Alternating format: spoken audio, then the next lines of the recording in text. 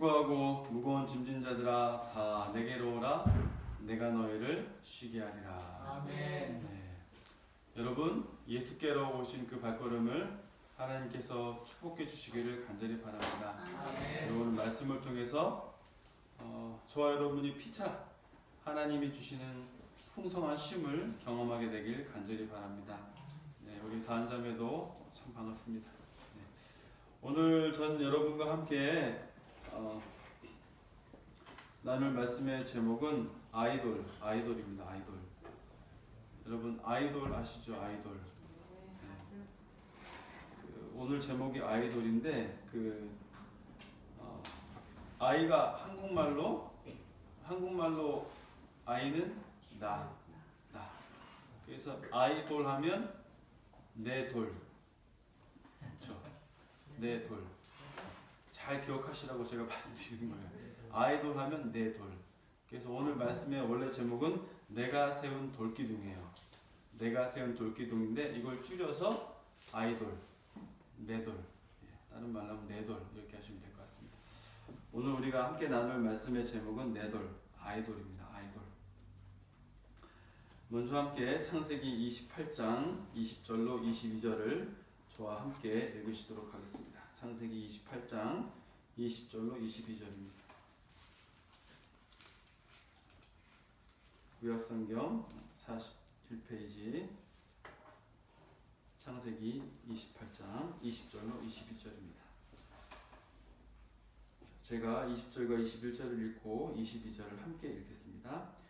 야곱이 서원하여 이르되 하나님이 나와 함께 계셔서 내가 가는 이 길에서 나를 지키시고 먹을 떡과 입을 옷을 주시어 내가 평안히 아버지 집으로 돌아가게 하시오면 여호와께서 나의 하나님이 되실 것이요. 시작. 내가 기둥으로 세운 이 돌이 하나님의 집이 될 것이요. 하나님께서 내게 주신 모든 것에서 10분의 1을 내가 반드시 하나님께 드리겠나이다 하였더라. 아멘.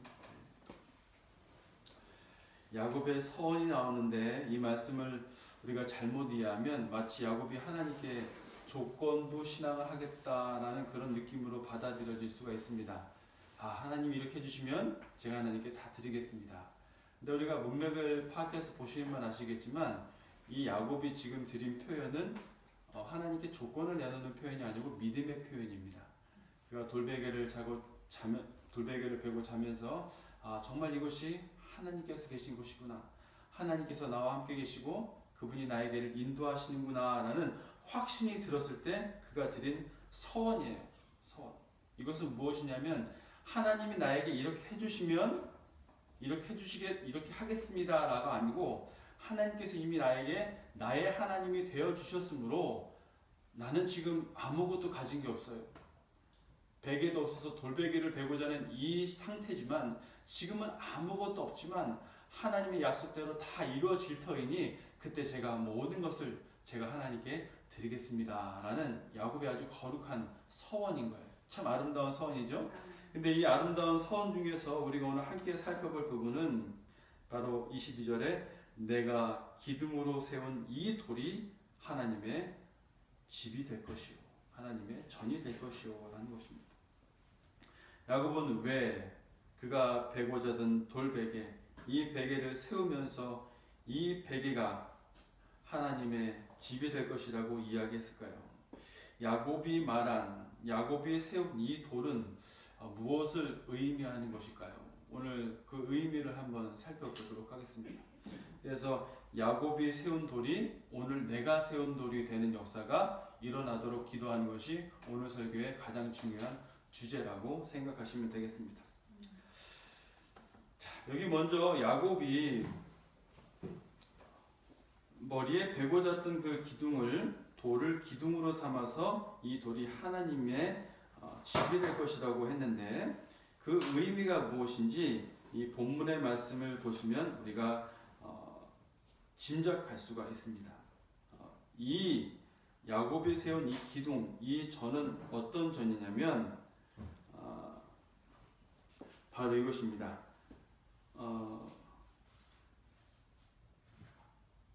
20절에 보시면 하나님이 나와 함께 계시사 내가 가는 이 길에서도 나를 지키시고 먹을 양식과 입을 옷을 주사 나로 평안히 아비 집으로 돌아가게 하시오면 여호와께서 나의 하나님이 되실 것이요 라고 기록하고 있습니다. 아브라함이 세운 이 돌 기둥의 의미는 바로 하나님이 여호와께서 나의 하나님이 되신다는 기념을 나타낸다는 것입니다. 그 기념이 되는 하나님은 어떤 분이시냐면 야곱과 함께 하시며 그를 구원의 길로 인도하시며 그를 지키시고 그에게 먹을 것과 입을 것을 공급하시는 분이시라는 것을 기념하는 표로 세운 것이 바로 이 돌기둥인 거예요. 성경에도 이런 이야기들이 많이 나와 있습니다. 나의 하나님이 되는 경험. 이스라엘이 출애굽할 때 애굽에 있던 이스라엘 백성들에게는 아직 여호와가 나의 하나님이 아니었어요. 그런데 그들이 출애굽을 하고 나서 홍해에 이르렀습니다. 홍해에 이르렀을 때 출애굽기 14장 13절과 14절에 보면 하나님께서는 이스라엘 백성들에게 참 이상한 명령을 하세요. 진을 치라 라고 말씀하시는데 그 진을 치라라고 하신 그 장소가 어디냐면 앞에는 바다고 뒤에는 길이 하나밖에 없어요. 그래서 애굽 군대나 이민족이 쳐들어오면 도저히 도망갈 곳도 없는 그런 아주 진퇴양난의 그런 곳이었어요. 그곳에 진을 치라고 말씀을 하신 것입니다. 아니나 다를까 그들이 진을 치고 있자 바로의 군대가 그들을 치기 위해서 달려왔죠. 그들을 치기 위해서 달려왔는데 이 백성들이 진을 치고 보니까 뒤에서 바로의 군사들이 달려와요. 이 백성들이 처음으로 뭐를 하냐면 모세에게 원망을 합니다. 뭐라고 원망을 하냐면 차라리 애굽에서 뭐 하는 게 종로로 타는 게 낫다. 뭐보다 여기서 죽는 것보다 우리를 왜 여기까지 데리고 왔느냐.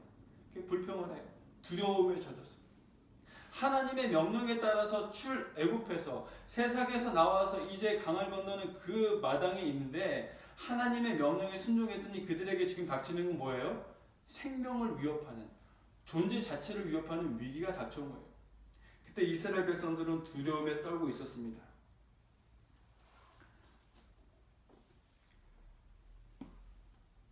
근데 여러분 이 일이 어떻게 결론이 났는지 여러분들 잘 알고 계시죠? 예. 이스라엘 백성들은 홍해를 건너게 되고 그들을 죽이기 위해서 쫓아왔던 바로의 군대들은 물속에 수장이 되게 됩니다. 자, 이렇게 큰 승리를 이룰 때 이스라엘 백성들이 한 일은 무엇이죠, 여러분? 이스라엘 백성들이 한 일이 뭐죠? 출애굽기 14장에 보시면요, 한번 펴보세요.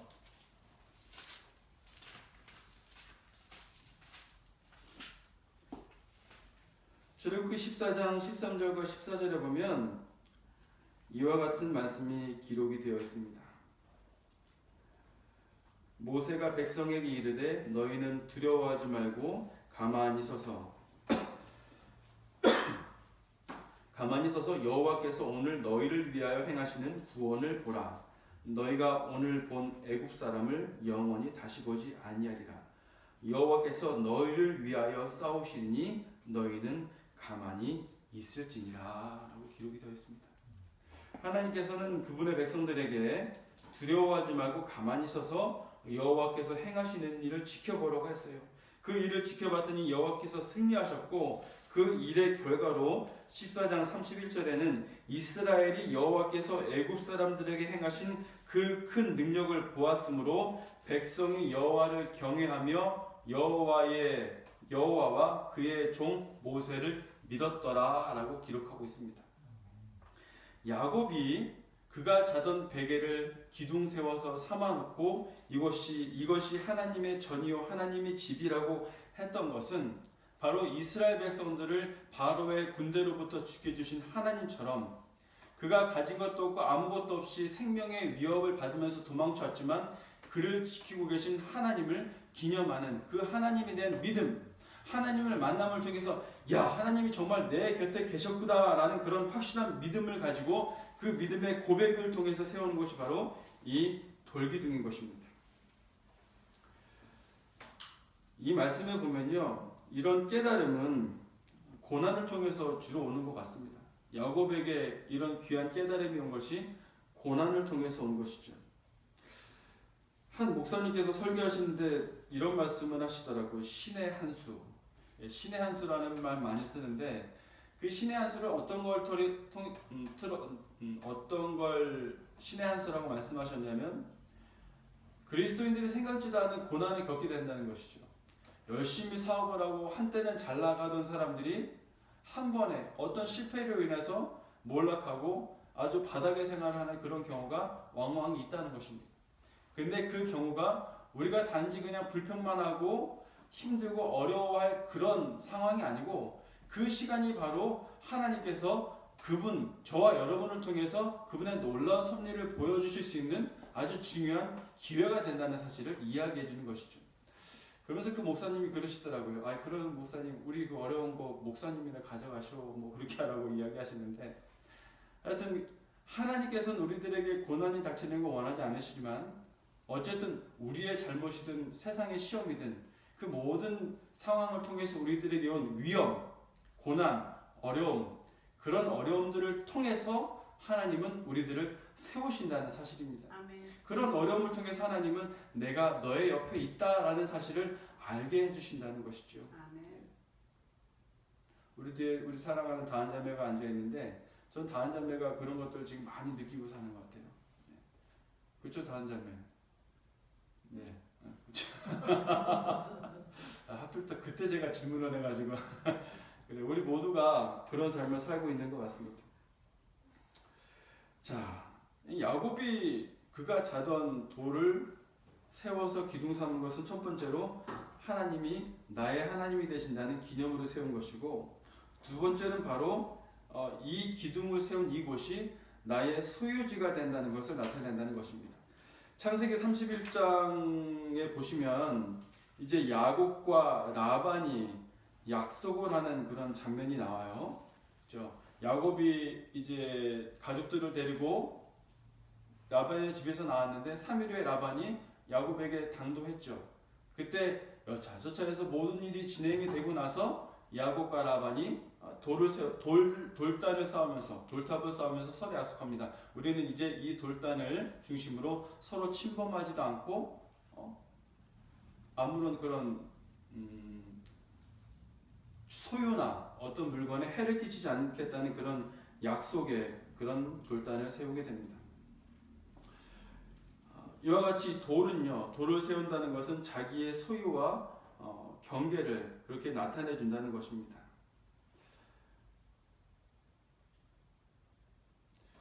그렇기 때문에 사람들은 나의 소유지, 나의 영역은 절대로 그냥 방치하지 않죠.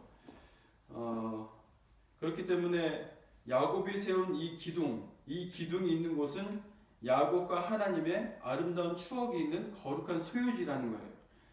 이곳이 하나님의 집이요 전이기 때문에 내가 기둥을 세움으로 하나님의 영역으로 정한 이 하나님의 집을 하나님에게 어울리는 것들로 채워야 한다는 것을 뜻하는 것입니다. 그런데 이스라엘 백성들은 그런 하나님의 집에 하나님의 것을 채우지 않았어요. 그들은 그 돌 기둥이 세워져 있는 그 영역에 기쁨과 찬양을 세우는 것이 아니고 불만과 불신을 채워 넣었던 것입니다. 이스라엘 백성들이 홍해를 건너고 나서 3일이 지난 다음에 물을 구할 수 없었어요. 그들이 물을 구할 수 없자 만난 것이 마라의 쓴물인데 그 마라의 쓴물을 경험하고 나서 그들이 처음으로 한 것이 뭔지 기억하시죠? 그들이 감사했나요? 바로 불평했어요. 확실한 하나님의 축복을 홍해를 통해서 경험한 지 3일도 지나지 않았어요. 그 축복의 여운이 가시지도 않은 상태에서 그들에게 갈증의 고통이 왔을 때 그들은 바로 하나님에게 원망하는 말을 내놓습니다. 근데 그러고 나서 얼마 지나지 않아서 출애굽한 지 45일째 되는 날에는 음식이 없었어요. 그때 이스라엘 백성들은 또 하나님한테 구하는 것이 아니고 너희가 하나님이 우리를 죽이려고 광야로 이끌었다라고 하면서 불평과 원망의 말을 또 내놓습니다. 그런데 출애굽 17장에는 신광야에 이르렀을 때 또 물이 없다고 원망을 하고 불평을 합니다. 그 10장부터 계속 읽어보면요, 이스라엘 백성들이 하나님께 감사하고 찬양한 이야기는 많이 안 나와요. 계속 불평한 이야기가 나옵니다. 하나님께서 그들을 기적으로 인도하셨고 나의 하나님이 된다는 사실을 보여주셨음에도 불구하고 그들이 세운 믿음의 도를 지키지 않았어요. 그 하나님께서 베푸신 은혜가 있는 거룩한 장소를 그들은 거룩함으로 채우지 않고 불평과 원망, 사단의 것으로 채웠다는 것이죠. 그런 이들의 원망과 불평, 좋지 않은 모습이 가장 극에 달한 모습이 어디 나오냐면 바로 시내산에서 나와요. 이스라엘 백성들이 시내산에 이르렀을 때 모세가 율법을 받으려고 올라갔잖아요.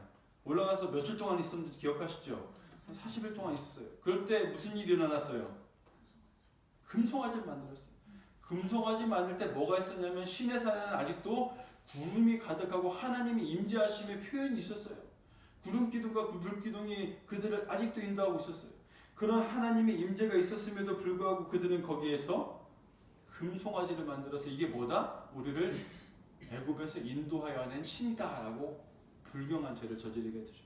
결국은 이것 때문에 이스라엘 백성 중에 3,000명이 죽임을 당하게 됩니다.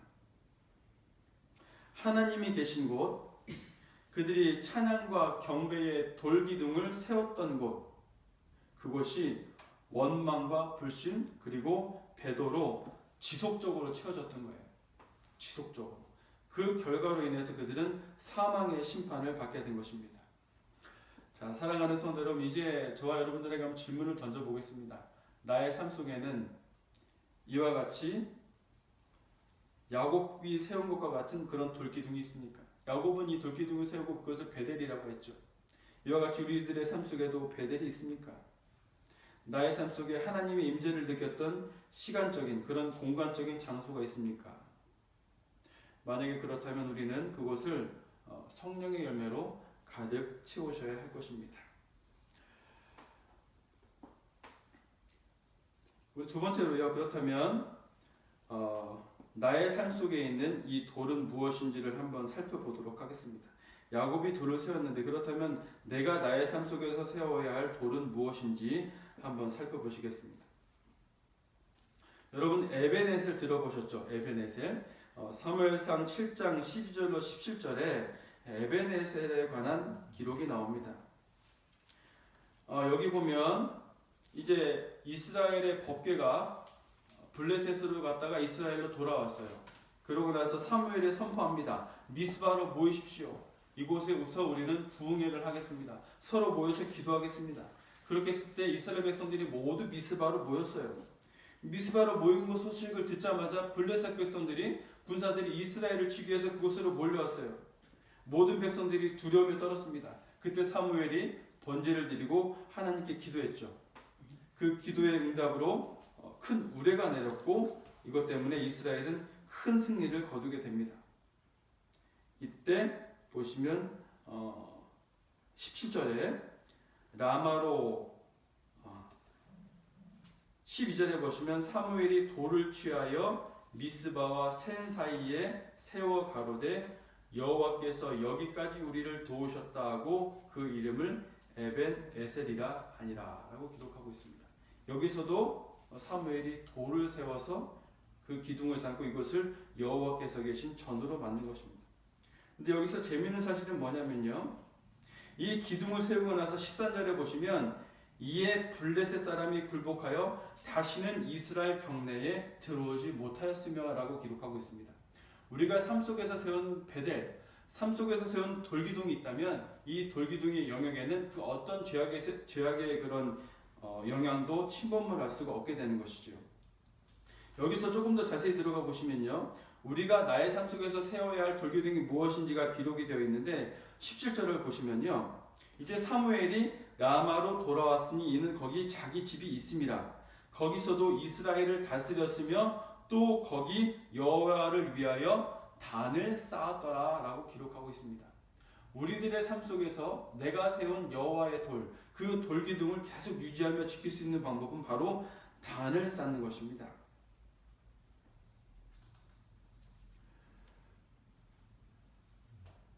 사랑하는 성도 여러분, 단을 쌓는다는 것은 바로 예배를 의미하는 것입니다. 예배는 우리들의 삶의 영역을 감사와 찬양 그리고 하나님의 말씀으로 채우게 되는 것이죠. 가만히 생각해 보면 예배 외에는 우리의 삶을 이렇게 하나님의 축복으로 채울 수 있는 방법이 거의 없는 것 같아요. 그렇기 때문에 예배가 중요하고 개인 예배도 중요하지만 더욱 중요한 것은 저는 많은 사람들이 모여서 드리는 회중 예배라고 생각합니다.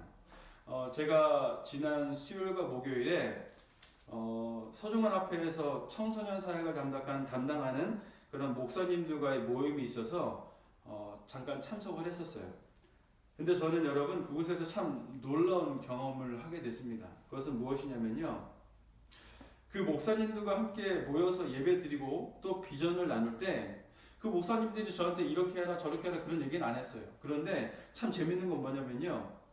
제가 그 목사님들이 말하는 거, 행동하는 거, 심지어 그들의 얼굴 표정하고 그런 것을 보기만 했는데도 그냥 그들이 말하는 거 듣기만 하고 그들이 행동하는 거 보고 표정을 보기만 했는데도 그걸 볼 때 들을 때 성령 하나님이 제가 지금 무엇을 해야 하는지를 말씀해 주시더라고요.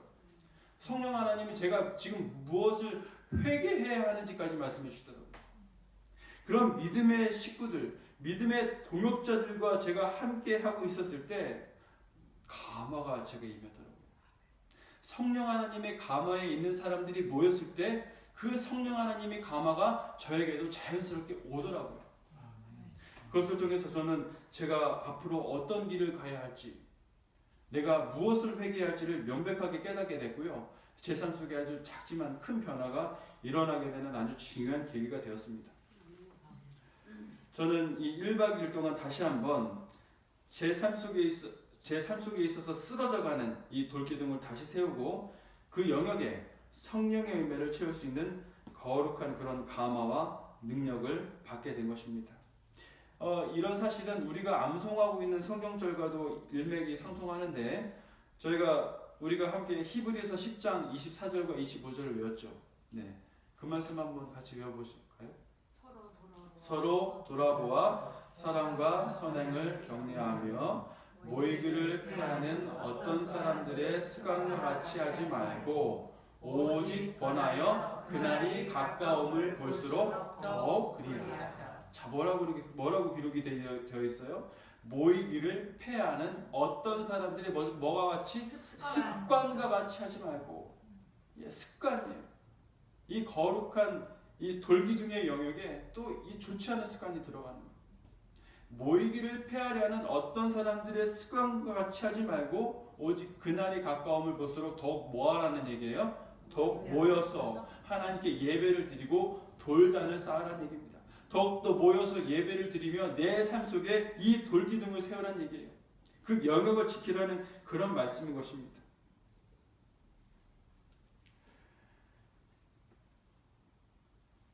이제 말씀을 지으면서요.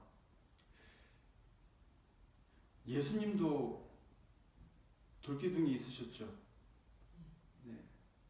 겟세마네 동산에서 돌기둥이 있으셨고 그분의 삶은 모든 삶의 여정이 돌기둥이었던 것 같아요. 예수님의 제자들에게도 그런 돌기둥이 있었을까요? 저는 곰곰이 생각해 보니까 예수님의 제자들에게 있어서 돌기둥은 예수님의 십자가라는 생각이 듭니다. 그들이 지켜봤던 십자가, 그들이 바라봤던 십자가, 그게 바로 제자들에게 있어서 십자가라는 생각이 들었습니다. 누가복음 14장 27절에는 누구든지 자기 십자가를 지고 나를 쫓지 않는 자도 능히 나의 제자가 되지 못하리라 라고 기록이 되어 있습니다. 제자들이 십자가를 지고 가는 예수님이 그런 돌기둥이 된 것처럼 우리도 예수님이 십자가를 지고 갈 때 우리들은 삶 속에서 나와 하나님의 돌기둥을 세울 수 있게 되는 것이죠. 이렇게 될 때 삶이 예배요, 예배가 삶인 그런 나의 인생이 되게 되는 것입니다. 그래서 마무리 지으면서 그렇다면 내 삶 속에서 이제 돌기둥을 세우는 방법이 무엇일까라는 걸 생각해 봤습니다. 여러분들 삶 속에서 이제 돌기둥을 어떻게 세울까요? 나는 돌기둥을 어떻게 세울까요? 나의 삶 속에서 예수님의 영역, 예수님의 거룩한 영역을 어떻게 세울까요? 저는 한번 이렇게 생각해 봤습니다. 첫 번째로 요새 매일 아침마다 드리는 6시, 아침 6시 새벽 기도 시간이 저에겐 돌기둥입니다. 나의 하나님이 되는 돌기둥입니다. 두 번째로 저는 핸드폰에 한 5번의 알람이 있습니다. 기도하는 시간이죠. 이 시간이 다시 한번 나로 하여금 나의 하나님을 깨닫도록 해주는 돌기둥입니다. 안식일에 성도들이 모두 모여서 예배드리는 시간이 돌기둥입니다. 이와 같이 저는 이런 삶의 여정을 통해서 예수 그리스도의 십자가를 지고 따르기를 원합니다. 여러분, 오늘 여러분들의 삶 속에서 돌기둥은 무엇입니까? 야곱이 하나님을 만났을 때 세운 그 돌기둥, 과연 그 돌기둥이 여러분의 삶 속에서는 무엇입니까? 야곱은 창세기 28장 22절에서 내가 기둥으로 세운 이 돌이 하나님의 집이 될 것이요 라고 말을 하고 있습니다. 사랑하는 성도 여러분, 오늘 우리가 성령 하나님의 은혜로 세운 이 돌이 하나님의 집이 되길 간절히 바라면서 말씀을 드리도록 하겠습니다.